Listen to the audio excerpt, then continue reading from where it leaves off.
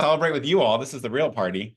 We're going to dive in and talk about fundraising, writing, talk about 5 simple steps. And this one, I think the 2 types of webinars that I find most interesting, maybe 3. One is, on AI, because that stuff's evolving so quickly and it's so interesting to sort of really understand what's happening, how is it likely to evolve, and what's going to happen in the future. That one's super interesting. Second is when we really dive in on different generations, whether it's baby boomers or millennials or Gen Z or Gen X, who we do not forget, even though the Gen Xers feel forgotten sometimes.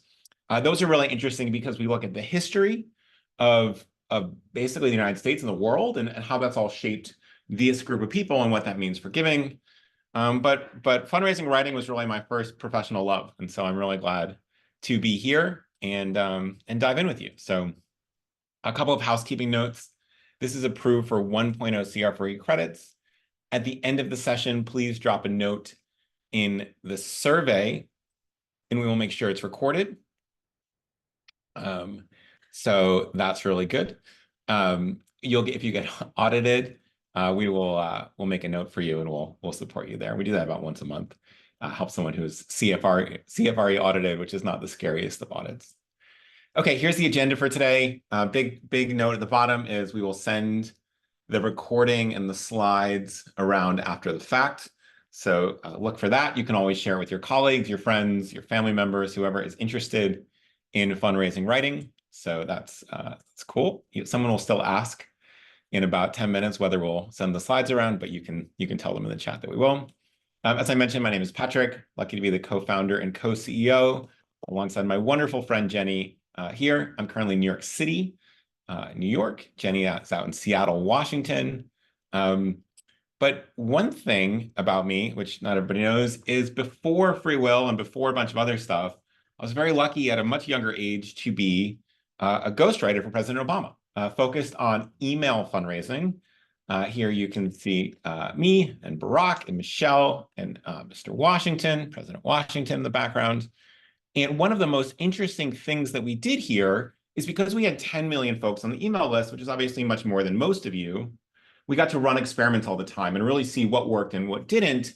And because of that, not because we were smarter, but because we had access to constant experimentation, we got to really understand what actually works and what doesn't. And so a lot of the science of email fundraising comes out of this campaign and other campaigns, because at a political campaign level, especially at a presidential level, you end up just having enormous people that are interested because of all the news coverage and everything else. And so it means you can run all these experiments. Super fun.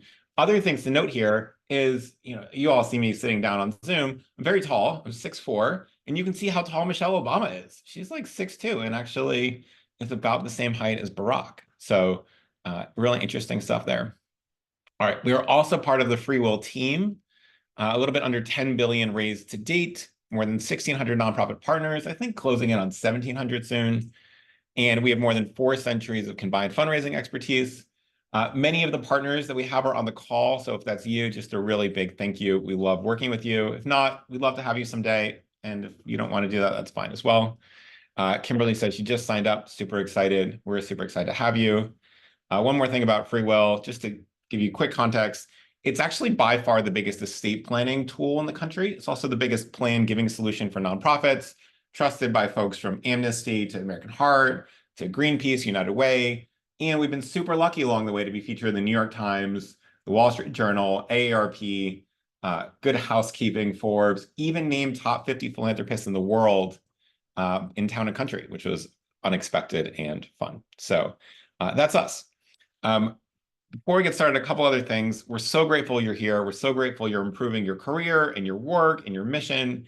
And we are going to send one of my very, very favorite books that I have read several times to you, to at least 20 of you. Sending it to everyone would be very expensive.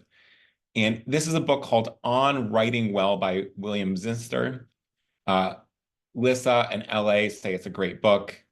Make a note in the survey if you'd like a chance to do it. This is not a new book. I mean, it's been around for more than 30 years, maybe much longer. And it's just one of the best, we think one of the best documents in terms of how do you actually write well? What are the common mistakes? How do you take those out? And how do you write in a way that communicates and persuades to the degree that you like. So make a note in the survey at the end of the chat, excuse me, at the end of the webinar, we'll make a note. Should be really fun. All right, a couple other things before we get rolling. We ask how your week is going. A little bit of a dip here, but not too much. But when we ask you how likely it is to hit your goals this year, pretty big drop off from last week, which was a high. And so I'm curious if anybody has theses around why this might be. So last week, super high, this week, super low. Could be statistical noise, but if anyone has ideas, let us know. All right, we also asked you, when you talk about writing, where are you feeling uncertain? And a lot of it actually centers around plan giving and major giving, as well as non-cash, right? You're a little bit easier on one-on-one. Obviously, there's all of the above plays a role here. And so what we want to do is focus on the areas that you found most challenging: plan giving, major giving, non-cash, but also talk about what are the common threads in any sort of persuasive writing, right? So this will be true when you're fundraising, but also if you're trying to get a new potential colleague to join, trying to get your boss to do something, et cetera. So just a quick note, if you are interested in the book, we will drop a link at the end of the webinar to a survey, so you can add your name and address there. All right, so let's dive in here, right? Why does this matter? Well, increasingly, our writing and our communication is moving online, right? We're seeing the shift in donors of all ages. There's a lot more what we call pre-shopping. So a lot more research happens online before folks move to decisions. 81% of consumers conduct online research before making a purchase. This is also true of giving. And people want to read and digest information before they speak to someone, which may be a shift from how things might have been 30 years ago. This is increasingly becoming true of planned and major giving donors. And so that's a big shift, right? We're seeing online fundraising grow by 23% in 2023 after growing at 15% in 2022. These are really strong compounding impacts. 50% of nonprofit website visits are coming from mobile and tablet, so that's shifting the way that people are reading.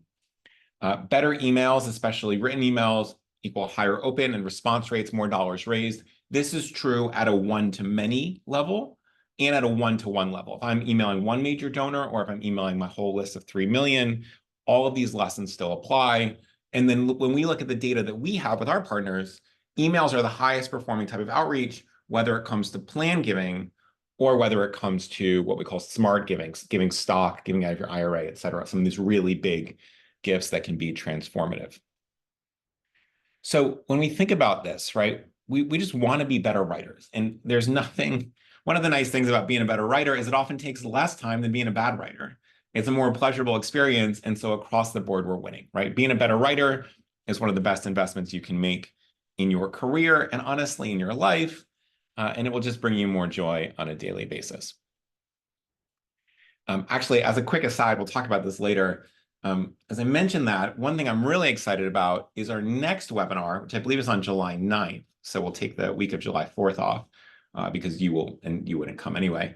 And we're going to do a deep dive on how the nonprofit fundraising jobs and career path are shifting and what skills and what attributes and what experiences to dive into now in order to have a great career in nonprofit fundraising. So come back in a few weeks for that one. We'll be really excited to do it with you. Okay, so let's dive into improve your writing, right? The first thing we want to think about is setting the stage. These steps will apply to all fundraising writing, so keep them in mind, even if you're just writing something like a text message, but we're going to mostly focus on email writing today. And it's because it's incredibly effective, both from a one-to-one context and to a broader group, right? High-performing email campaigns can significantly change your planned and your major giving results in a way that just has transformative outcomes for your organization. And in 2023, for our partners, emails generated 90% of all planned gifts. So this really, really matters. Really matters. Step one, our writing, good writing, is simple and exceedingly clear. It's easily skimmed for main takeaways. It appeals to a broad audience. Write this stat down if you get a chance to. Emails written at a third grade level receive 36% more responses than those at a college reading level, and 17% more than at a high school reading level. Now, some of you might say, but my donors are so smart, right? I am the American Medical Association. I am a somewhat more obscure foreign policy think tank. Across the board, this seems to be true, right? And this is going to be true, by the way, of getting your boss to act, getting your coworkers to act, getting your kids or your spouse to do something differently. Simple, clear language, right? It doesn't mean you're writing them like a baby, but we're not using highly complex sentence structure or jargon. Especially, a lot of you asked, about planned gifts, about major gifts. We want to move away from jargon and get really simple, clear language here. Many of you were around for the webinar we had recently with our friend Dr. Russell James. He has a great document called Words That Work, and it really says across the board, go from complex to simple, and it's really, really strong. Right? We don't want the readers to get lost in legal or financial details. And so we're going to keep it simple. You can put a little Post-it note right on your monitor that says, is this in third grade language or not? Right? Step 2, concise. The average attention span is about 47 seconds, and 62% of emails are now read on mobile devices, often while someone is walking or moving, hopefully not driving. So what it means is that fewer, stronger words are best. We want to cut unnecessary details in language. We're going to stick to 2 to 3 paragraphs in most cases, unless the paragraphs are exceedingly short, right? So first, we're doing third grade language. Second of all, this is a really big thing, because coming back to the concision, what happens when you write an email at your desk and then your manager or your ED or your colleague edits it? What happens, right? So right now I'm sitting on a monitor that you can't see, obviously, but it's about 3 feet across. It's pretty big. And I'll write most of my correspondence here, and so will you, right? Maybe it's a laptop, still quite large. And then we'll look at it on the desktop, we'll edit it on the desktop, and all of our peers will edit it. And yet the dominant experience is someone reading it in, a 2.5 by 2.5 screen. And so you want to at least take a look at what that email looks like and how it reads on a phone, because that's actually the dominant way that people will be participating here, not the sort of workplace setup that you have. So this tends to be quite a useful trick. All right, step 3, it's persuasive. How do we persuade people? Despite the fact that I'm sharing some statistics on this webinar, the things you will remember most are stories. Telling stories of an individual over telling stories of a group increases gifts. Presenting general stats alongside an individual story actually decreases giving. Using repetition, reasons, because, the word because plays a very big role. Social proof and comparisons. We'll go into all of these a little bit more. These tend to be really important. But I want to highlight this first point. Okay, we have a story to tell. It's about puppies. It's about students graduating this year. It's about young people visiting a museum. It's about cancer patients getting treated. Every time we tell these stories, do not tell the stories in the thousands or the hundreds or even the dozens. Tell the story of one student, one patient, one puppy, one visitor to the museum, or one artist at the museum. And this is going to generate a lot more giving over your big group language. Step 4, show some of your emotions, right? So more important facts in terms of big takeaways. A moderate amount of emotion can increase your response rate by 10 to 15% compared to using neutral or strongly emotional language. Positive, great, wonderful, delighted, pleased, bad, hate, furious, terrible. What's interesting here? You can't be totally unmoved, right? You also can't be so over the top that the donor says, I'm actually not experiencing those emotions to the same degree. And so you have to find this sort of middle ground where you're not outrunning the donor's emotions, but you are talking about something, right? And it can be negative, it can be positive, but it can't be totally neutral, right? It can't be just the facts, ma'am. And it can't be so far off that we're really scaring or sort of like really not connecting with our donors, because it's, you're so happy, but like we're pretty happy, but not as happy as you. And so we pull back. Or you're so furious and it's the end of the world, but we're not really seeing it in that category. You really want to hang out in the middle here as well. Tip 5, right? Storytelling helps us build connection, raise awareness, and show impact. Some of my favorite things to do are look at brain scans of folks reading facts versus reading stories, and you'll see how much more they light up when we're hearing stories. Stories, in the research are remembered up to 22 times more than facts alone, right? So this is a really, really big shift. 56% of those that support nonprofits online confirm that it is compelling storytelling that motivates them to take action, right? So we're really seeing this big shift. And by the way, a lot of folks who say, no, I'm a facts person, they're also motivated by stories they just don't want to tell you. Narrative arcs, right, which is the core part of a story. I believe at some future session, we are going to do a whole webinar on just what elite storytelling looks like. And it's going to be hopefully really useful for you in your entire life, but also obviously in fundraising. And the reason this matters so much is that narrative arcs produce love and stress hormones. We really have the empathy within us to empathize with the story, and that affects the way we feel, which then affects how we think, which then affects how we act. One experiment showed that participants who watched an emotional story and produced oxytocin were more willing to donate to charity afterwards. Now, this is really interesting, right? This doesn't even have to be an emotional story about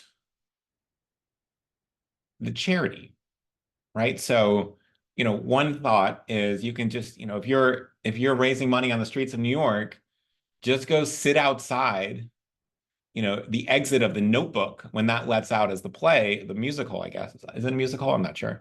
And then you can just sign people up more effectively. And so if someone just watched Gone with the Wind, obviously a little problematic for its own reasons, or Rudy, or some other big, emotional story, then you're actually going to get them to give more, even if you're an animal shelter, a museum, a college that has nothing to do with those stories. So this is really interesting. And good thing to say. If you're a museum, right, you might want to lean on the most evocative pieces of art to then follow up with fundraising. One bonus tip that we've seen is that writer's block is real. It's very hard to get started. And those of you that wrote essays in high school or college or write short stories or whatever you have, might think about this. There are a couple of different avenues to do this. Neither of them involve typing yourself, right? And so depending on your bandwidth, you can do this. Here's the first step.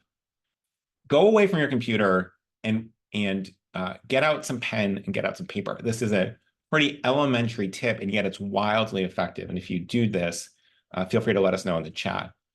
New school would be leveraging AI for inspiration. We'll talk about both of these. So when we think about putting pen to paper, why does this matter? Why does this work, right? How is this different than sitting in a Google Doc? Well, writing activates different parts of the brain compared to typing. So you're actually going to find that you write in a different style when you write compared to typing. It engages different muscles. It triggers interconnected thoughts and ideas. It's typically less efficient, meaning I and most people type a lot faster than I can handwrite. And so it allows for more focus on the flow of your words because you're not going so quickly. And doing this can unfreeze anxious parts of your brain if you're trying to meet a deadline or get juices flowing, right? So, AI is so exciting and it's a great thing to do, and we'll talk about that in a second. But pen and paper, right, or quill and parchment, if you're feeling extra adventurous, can also get you unstuck and create some really good outcomes here. The opposite of this is going to use AI to combat blank page syndrome.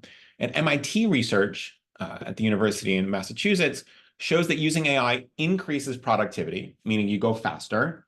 It improves the quality of work, meaning the work is better, and it improves your experience, right? And that you are happier as you do the work, making it a no-brainer for this group. And we've gone very deep, and we will again in the future, on how AI is going to shape the future of fundraising. And so we want to create better quality content faster. We want to enjoy our jobs more. And it's a great way to get started in the same way that brainstorming, AI is a great way to help brainstorm.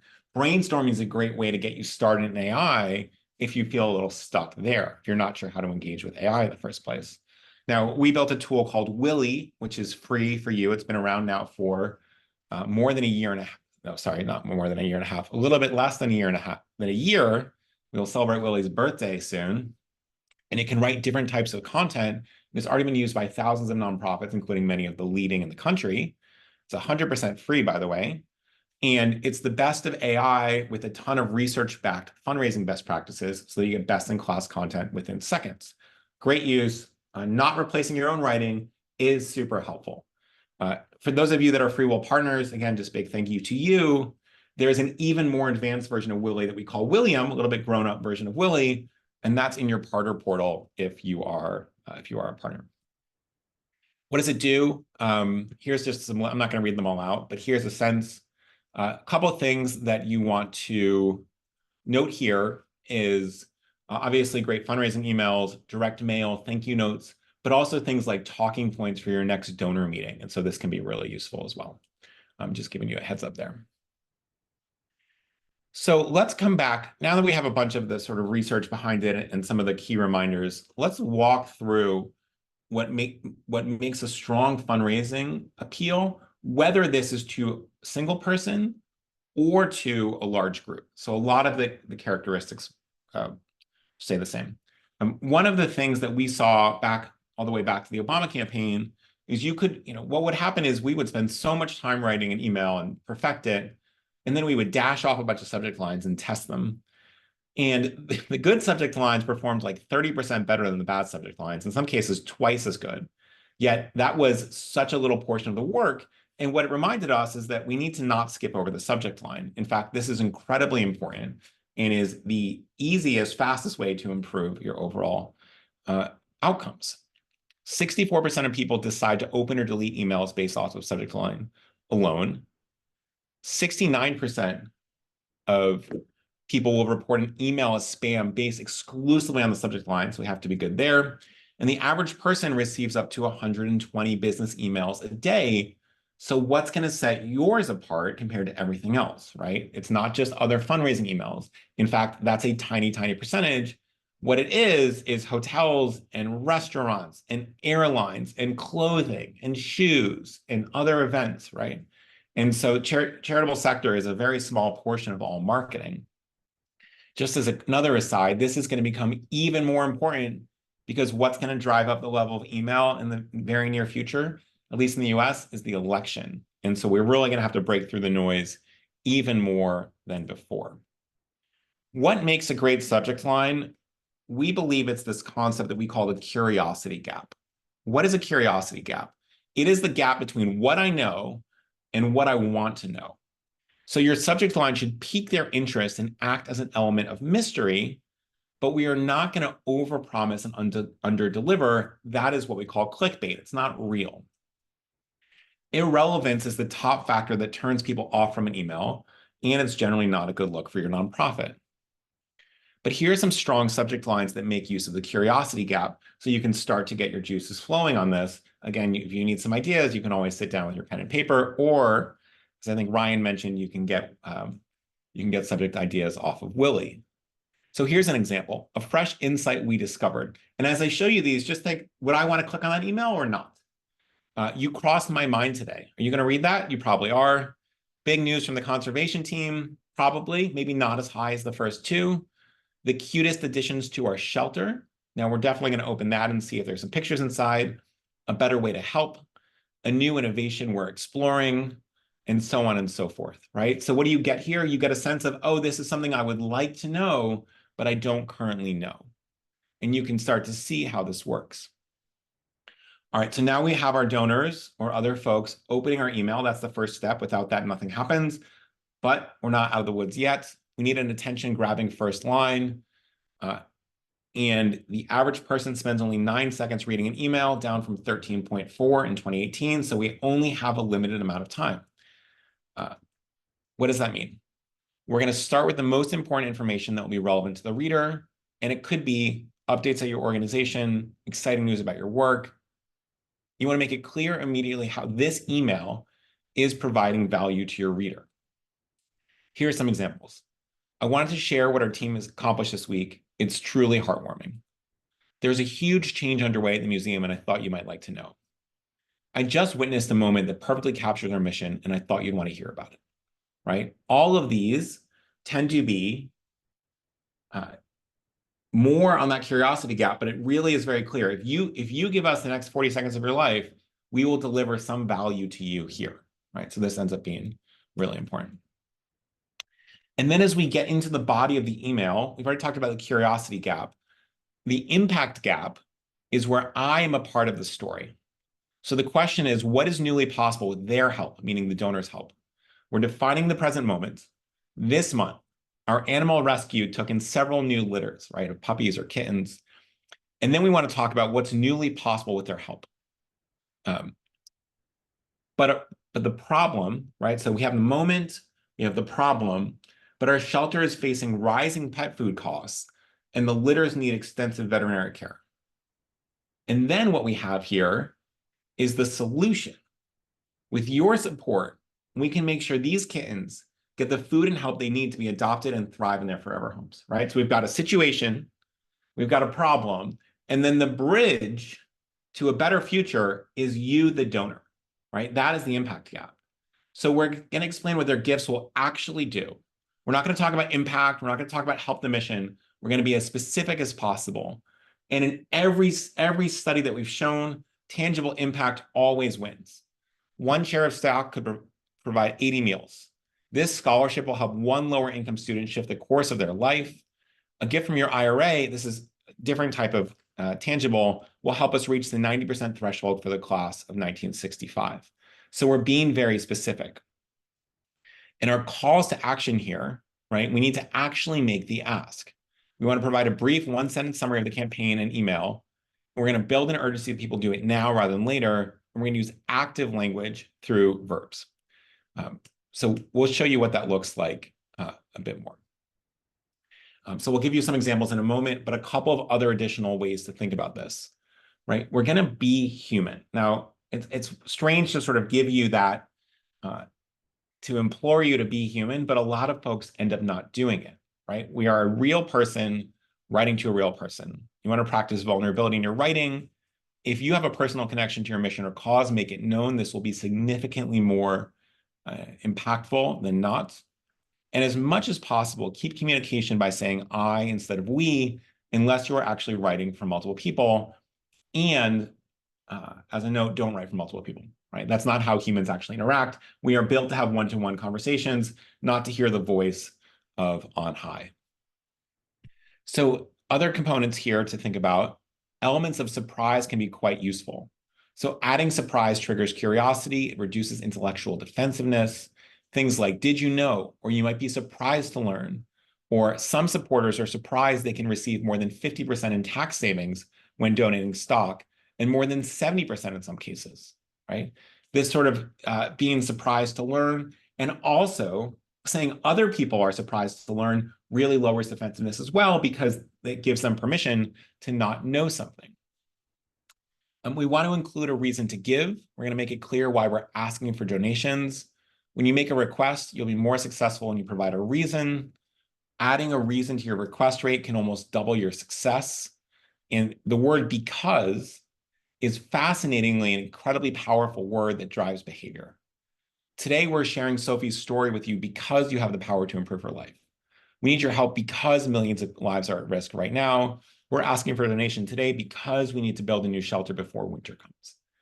And this sort of language allows it to just really click with the donor in a much bigger way. We also love personalization, especially as you get into one-to-one writing. It's one of the most effective, commonly named strategies. Hearing your own name triggers greater brain activation. So if you are an Allison, an Elizabeth, a Catherine, or a Jennifer, you are now paying much more attention to this webinar than everybody else, even though you're all listening at the same time because your name was just mentioned. Now, it signals that the information is relevant to you, but personalized experiences give people a greater sense of control and reduces information overload, right? So it's not just that their name happens.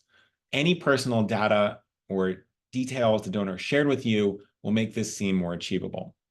So in a one-to-one appeal, you want to send an email with minimal branding, opt for a hyperlink instead of a button, use a genuine sign-off, include a headshot next to your signature. But also, as we think about this, we think about personalization, right? You might want to say, oh, you know, the last gift you made was on September 18th of last year, and we're about to start our new campaign. Or, you know, the last time you were at the museum, this exhibit was happening. You know, did you enjoy it? Did you think about it? If you have names of spouses or kids, include those. If you have names of pets, include those, and you'll go a lot farther along the way. Let's talk about social proof, right? So does social proof matter? Absolutely. What is social proof? It's this idea that other people like you are doing something. Donor stories in particular are the stories that people remember, and to let supporters know they're one of many. Knowing others are supporting you is an indirect way of establishing credibility for your organization, in the same way that you might be much more excited about FreeWill if you knew that 1,600 other nonprofits like you are using FreeWill. It just makes it feel more credible. For plan giving, interest in leaving a bequest increases to 15% when donors believe they're one of many supporters doing the same. Here's some of the research there from the Cabinet Office of Behavioral Insights team in 2013. This was a research run out of the UK. And when we didn't ask folks about leaving a charitable bequest in a will, only 5% said yes, or said or put it in themselves. All you have to do is ask to double. And if you ask with social proof, you actually triple the not asking mechanic. So this is one of the big pieces that we think about a lot, because most estate planning has no request for charitable giving. And it turns out that when you do ask and put some other nudges in it, you actually get up to 20% of people giving, which is pretty wild. And it's generating billions of dollars in additional giving for charity, which is super exciting. But there's a right way and a wrong way to implement it, right? We want to avoid what's called negative social proof. Negative social proof actually discourages donations, and that's because it highlights a lack of support for your work, or not one of many framing. Positive messaging is more effective, inspiring, with more optimism. So instead of saying you can save up to 80% on taxes through giving stock, you might want to say someone in the class above you, also from California, just donated stock and got an almost 80% tax benefit, right? These are the same information positioned differently, and the second one will have much more success as you do this. Instead of saying no one has donated to save the lives of these abandoned kittens, will you be the first? Instead, say many compassionate individuals have already donated to save the lives of kittens brought to our shelter. Your contribution can make sure they find a loving home. Now, what if no one's donated for that batch? You say, over the years, many people have donated. Now it's your turn to do this, right? And this idea that other folks have done this normalizes it and makes it much more effective. Here's an example of negative proof, right? Negative social proof, meaning that you say that other people are doing the thing you don't want to do. So the Petrified National Forest in Arizona, pretty amazing experience if you have been there. Let me know if you've been there. They tried 2 different signs because people were stealing petrified wood. Petrified wood, it's pretty exciting, right? And so what if we just took a little bit to take home, right? That was the problem they were having. And so when they said, please don't remove petrified wood, and then they said, many past visitors have removed petrified wood, please don't do this. What happened is it actually increased thefts. More people were like, oh, other people are stealing the wood, I'll just steal the wood. Everyone else is doing it anyway. And it actually, the sign telling people not to steal tripled stealing because it signaled that other people were doing it as well. Really interesting. It's broken window theory for your national parks. All right. Bonus tip before we get into some resources and other things. You want to include what we call the magic sentence. Now, this is a sentence that if you add it to your normal fundraising emails, you will get significantly better results. So you can just copy this, you should include it with everyone, and you'll be better off, right? No additional work, just pure better off, even if you don't do the other things that we asked you to do. And the research here is that reminding people of their assets, right? Not their cash, their assets, their homes, their investments, their bonds, their stocks, significantly increases willingness to give, and particularly how much they will give. Now, also non-cash gifts are much larger than cash gifts from the same people. So if I said, hey, do you want to give any stock? You might say, sure, I'll give 3 shares of stock or 10 shares of stock, and that will be $2,000. But you might also, if I said, do you want to give any cash? You might say, sure, I'll give you $200. And you end up with huge differences in how much someone is giving simply based on how they give. But reminding people that they can give out of their assets, so it gives you more asset gifts, right? That's sort of obvious, but it also serves as the reminder of their assets so that the cash gifts will be larger. So it's a win-win here. And so even if you're going to mostly get cash gifts, you still want to include this every time. Will you chip in today to support X, right? Support the museum, the hospital, the college, the shelter. And then you just add this sentence afterwards. Remember that many people choose to give from their assets, stocks, mutual funds, gifts from their IRA, crypto, grants from their donor advised fund. And if you include this little parenthetical reference, you will see significantly better results, right? So it's a no-brainer and in a pretty cool way. All right, so let's look at some successful examples. One of the things that's coming up is Make a Will Month. Remember, I've told you in previous plan giving efforts that Make a Will Month is wildly successful, even though I originally doubted it. And what was the mental mistake that I made? It was undervaluing social proof, right? I thought no one's going to do it in August. It turns out when you say we're all making wills in August, everybody does it. So this is from the National LGBTQ Task Force, excuse me, about Make a Will Month. What do you see? We see personalization. We see an attention-grabbing first line. Can you believe that August is almost over, but you still have time, so we're building an urgency? You see multiple calls to action, right? So you see all these things, and what you're doing here is you're giving reasons for the folks to read it, to take action. And what happens here is that you end up with a much more successful email because of all these components going forward. Social media has a lot of the same benefits, right? So our friends at the Oklahoma Humane, we see social proof, 550,000 people who've used FreeWill to protect the people, animals, and causes they love. Clear call to action, keeping it very simple. And there's a donor test. So this is a video of a donor, right? The same things that apply to writing apply to video. Now it's getting normalized because someone who lives in Oklahoma, who's also a pet owner, did this thing. And now it's very normal for you to do the thing. Letters about IRA gifts, what we call qualified charitable distributions. Again, personalized.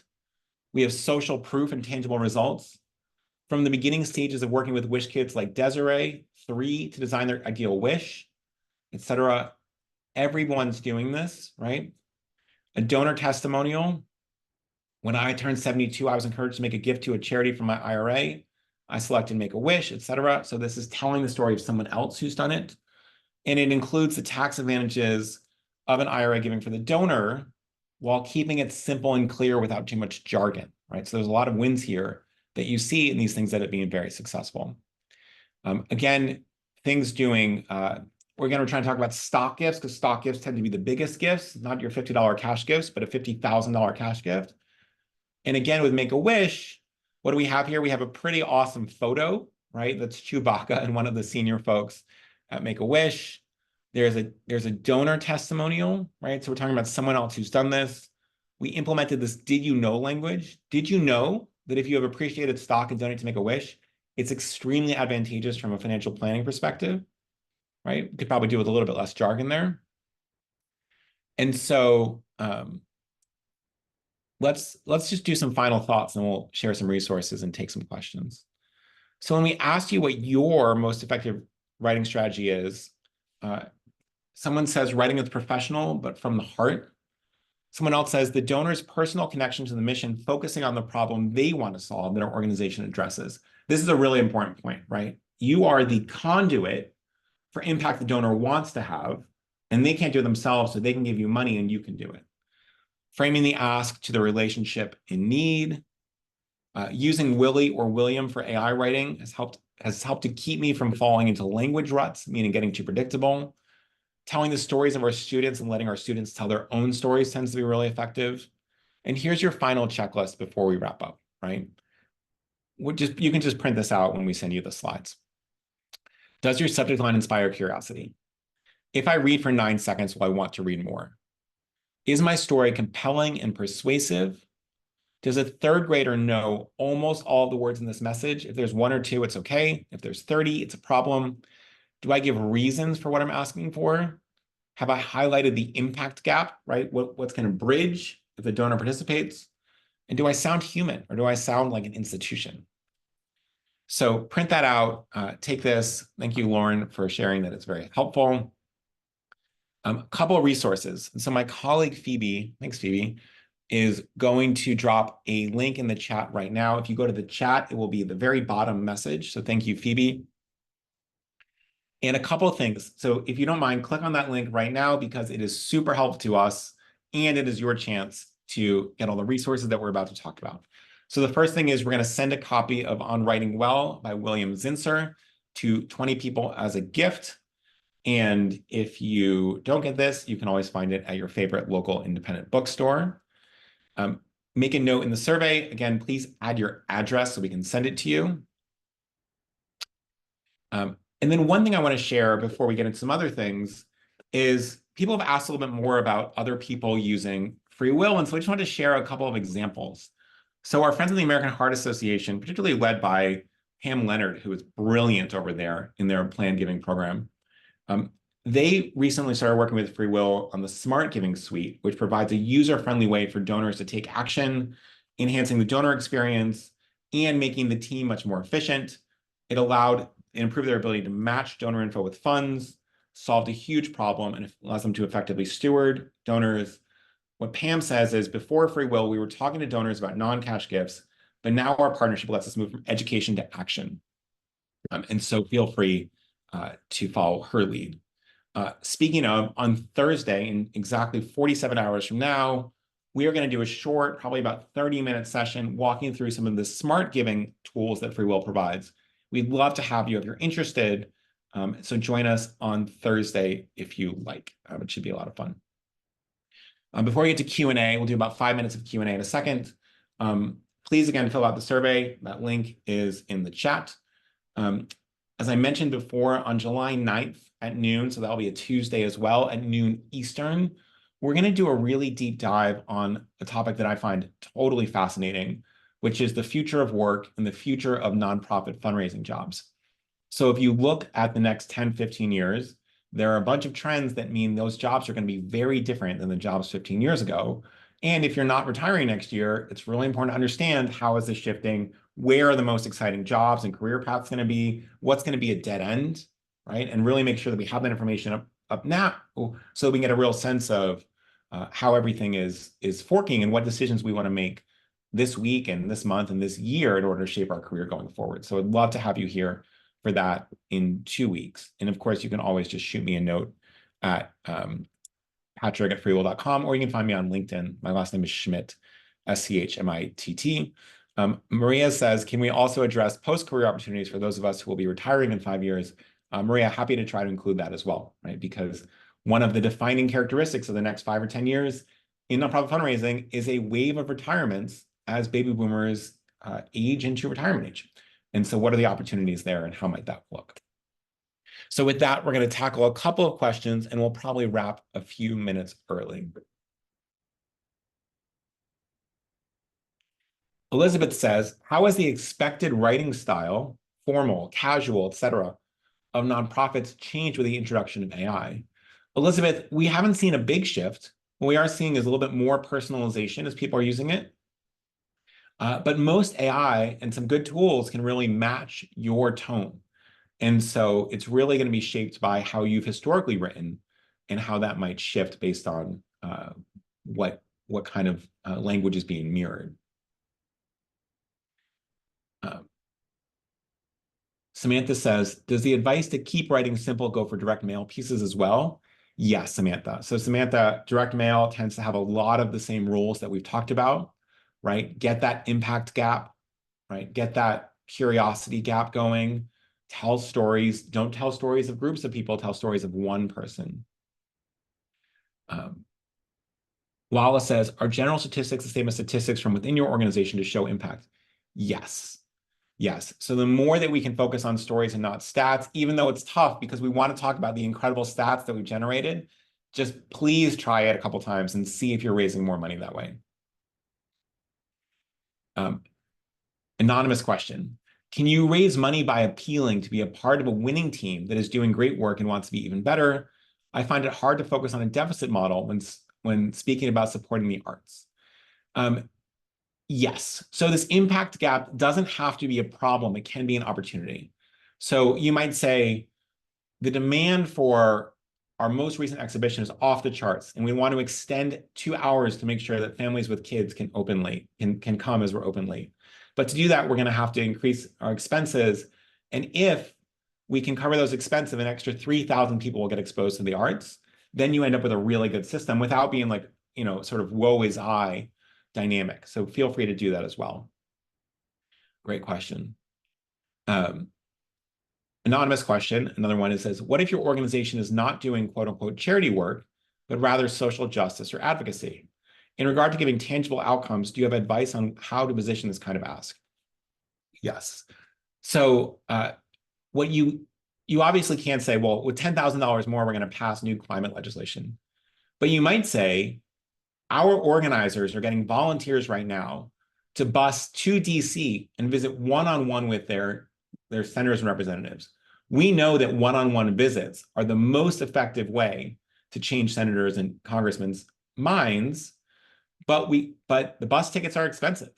And for $160, you can get an additional person from wherever to go visit their representative in person in DC. And we think this is one of the most impactful things, right? So can you support 3 bus tickets right now? And you're not promising to change, to obviously change legislation. What you are promising to do is the thing that you're actually going to do. So great question there.